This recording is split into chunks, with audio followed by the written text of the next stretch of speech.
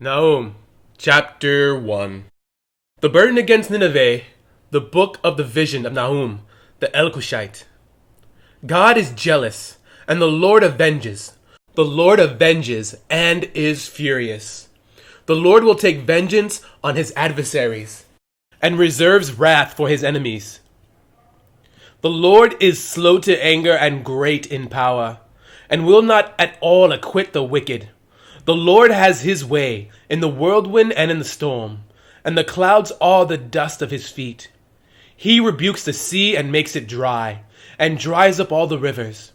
Bashan and Carmel wither, and the flower of Lebanon wilts. The mountains quake before him, the hills melt, and the earth heaves at his presence. Yes, the world and all who dwell in it. Who can stand before his indignation? And who can endure the fierceness of his anger?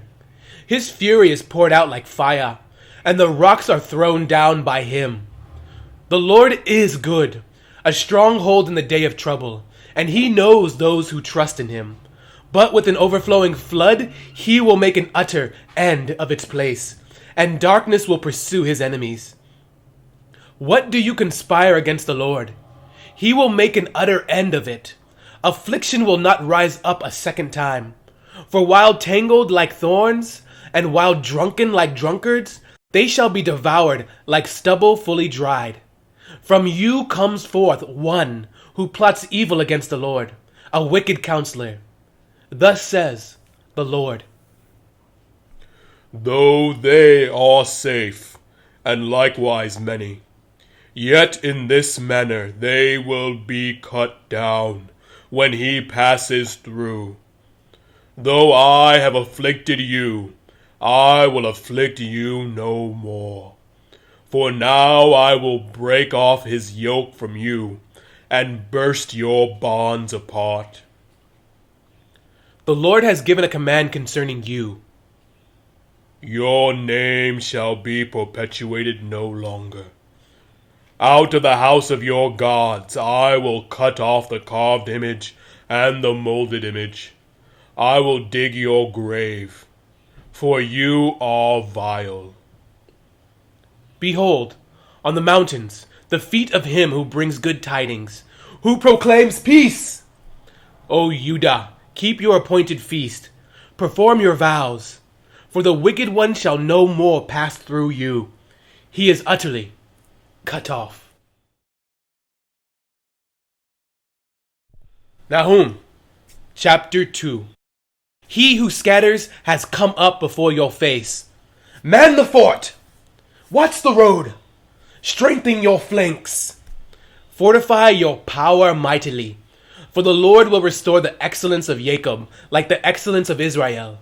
For the emptiers have emptied them out and ruined their vine branches. The shields of his mighty men are made red. The valiant men are in scarlet. The chariots come with flaming torches in the day of his preparation, and the spears are brandished. The chariots rage in the streets.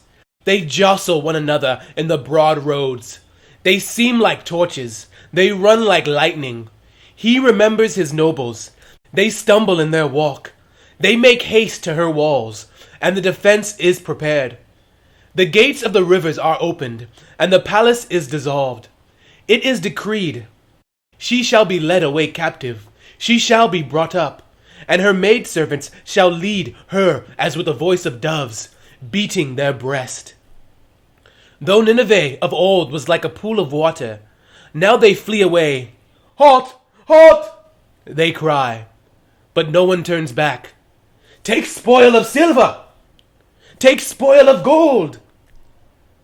There is no end of treasure, or wealth of every desirable prize.